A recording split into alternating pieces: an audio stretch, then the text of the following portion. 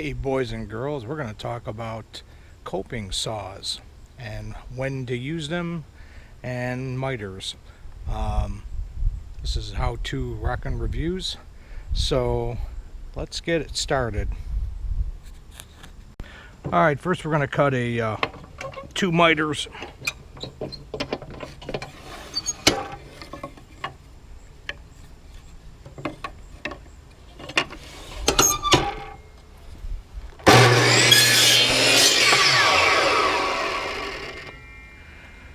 Alright, so basically, if your wall is not straight, when you do a corner, putting in your molding, and you could have cut it better. There we go.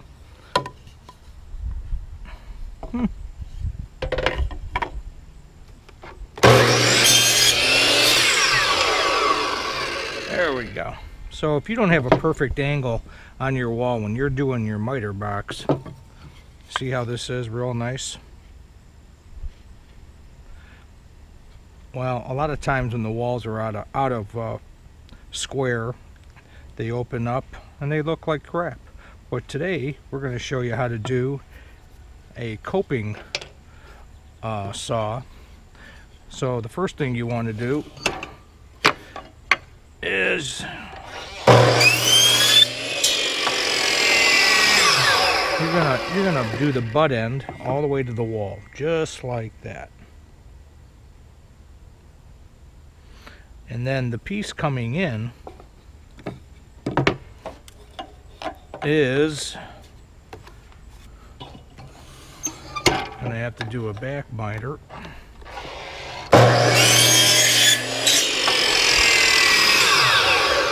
And when you use your coping saw, you want to cut on this edge all the way down. You got to be careful that you don't mess up on that edge.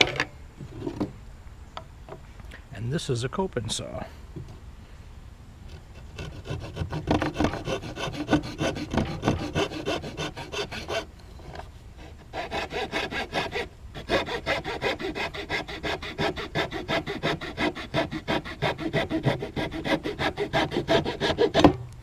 And you need to do a back cut too also while you're doing this.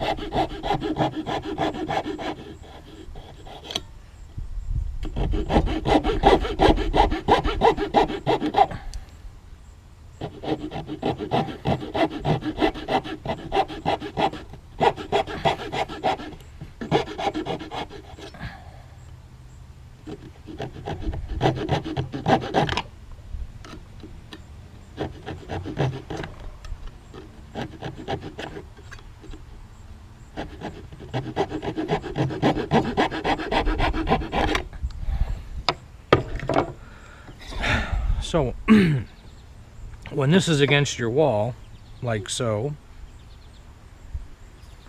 this one comes in.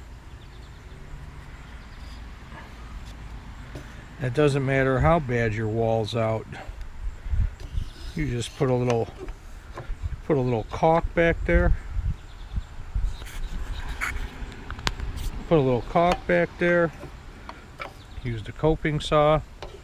You know, get a little bit more back cut if you can, but this is the end result. And your wall could be a little out, a little in, doesn't matter. And that's when you use the coping saw and the coping miter or the cope.